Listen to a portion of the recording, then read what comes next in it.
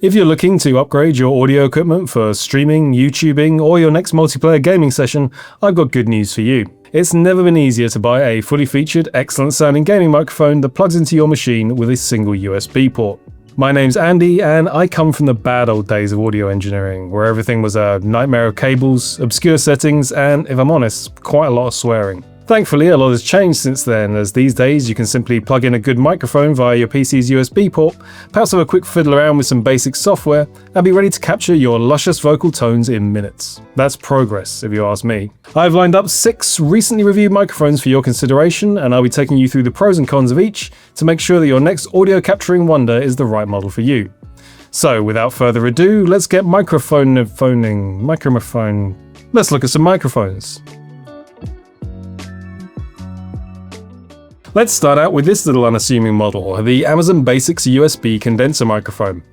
I know what you're thinking already. Doesn't look like much, does it? However, if I was to tell you that this little mic was available for a mere $26 and that it sounds far, far better than the price tag suggests, I bet I'd pique your interest. Yep, this little beastie pretty much redefines what to expect when it comes to budget audio capture, as it's astonishingly cheap. And you know what else? It actually sounds pretty good. Now, we need to set some expectations here. The audio quality, as you probably already guessed, isn't going to blow you away, even though it's much better than you'd expect for the cash. And there's no included software. In fact, it doesn't come with any extras at all. I mean, look at the box. Kind of says it all really, doesn't it? That being said, the Amazon Basics mic is more than capable of capturing a decent vocal tone at a reasonable distance, and costs less than the price of takeout for 2. This is a mic test of the Amazon Basics USB condenser microphone. Check 1 2. Check 1 2. It also feels downright indestructible, takes up a tiny amount of room on your desk, and won't draw attention to itself like some of the flashier models in our lineup. If your budget won't stretch to some of our other contenders and you simply want a basic little mic that gets the job done, well, the Amazon Basics is for you. It's cheap, cheerful, and kind of brilliant for the cash. How's that for a strong start? Kicking things up a notch, we also have the HyperX SoloCast 2, available for around $60. This is a microphone with a party trick, and, well, it's easier if I just show you. Yep, this microphone is something of a transformer, as you can keep it in its locked position for mounting to a boom arm, or split it at the hinge to stand it up on your desk. And from here, it must be said it sounds pretty good. However, in my testing, I found it to be a little quiet even with the gain cranked up, which means you won't want to put it too far from your mouth if a rich, full sound is what you're after. This is a mic test of the HyperX SoloCast 2. Check 1 2. Check 1 2. It also comes with noise cancelling software, which is good, although it's a little on the light side, which is okay, I guess. On the one hand, some light touch noise cancelling can sometimes be a good thing, as turning it up too high can lead to a warbling, washy effect that makes your vocals sound pretty horrible. On the other, because the HyperX Ingenuity software reduces it to an on-off option, there's no tweaking to be had here. It's not that the noise cancelling is bad, but it'll still let through more unwanted sounds than you might expect. Still, even with these flaws, the SoloCast 2 is a great sounding budget microphone. In fact, it works especially well when you use it in close-up, which means it'd be a great choice for those of you looking to use a boom arm for that podcaster-like sound. So, what to make of this microphone? Well, if I was pushed, I'd say it was a game of 2 halves. I'm fired, aren't I? Well, check out Mr. Fancy Pants over here. Yes, the NZXT Capsule Elite has one of those designs you're either going to love or hate, but there's no doubt that it's a unique looking mic that will suit some setups perfectly. And it must be said, it's also going to stand out like a sore thumb in others. If you can look beyond the room-splitting design, the Capsule Elite is actually a genuinely brilliant desktop mic, with superb built-in noise rejection, customizable rear lighting, and a stand that's more than capable of keeping it upright under duress. It's also capable of capturing a warm, rich tone from a desktop position, which is something that many desk-based mics struggle with. This is a mic test of the NZXT Capsule Elite. Check 1 2. Check 1 2. And while the software is a little light on features, it's got everything you really need, including some decently powerful noise cancelling. It's a little pricier than our other contenders, retailing for around $90, but if you've got the cash and you like the style points it's bringing to the table, it's an excellent pick. You retro hipster, you. Hey, remember what I said at the start of this video that recording great audio was easy nowadays? Well, that's not always entirely the case. The Nacon RIG M2 Streamstar, no, I didn't name it, is unfortunately a good example of how fussy a USB microphone can be without some decent software to rein it in.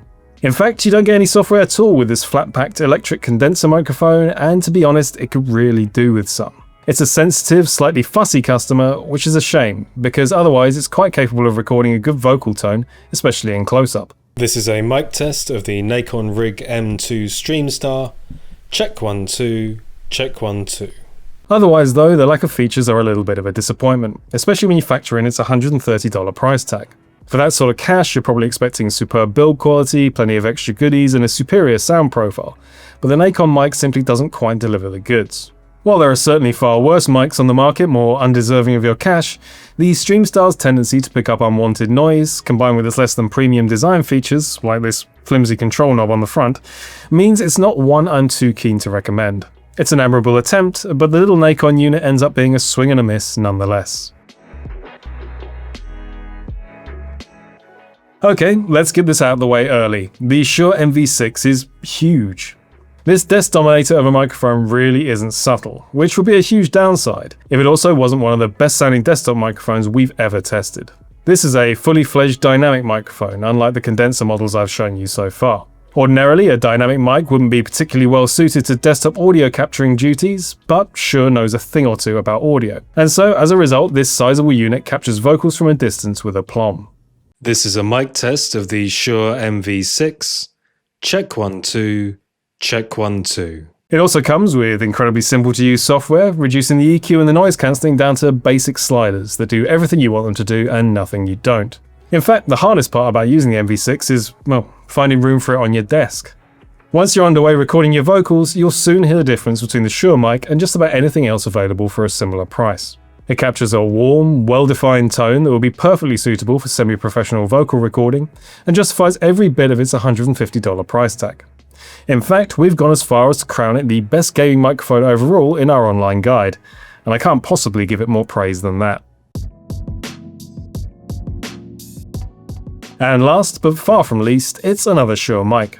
Yep, this is the Shure MV7 Plus podcast microphone, the replacement to the legendary Shure MV7 of old. I was actually somewhat concerned when I found out Shure was replacing one of its best microphones with a newer model, but I needn't have worried, as this is simply one of the best podcast microphones money can buy.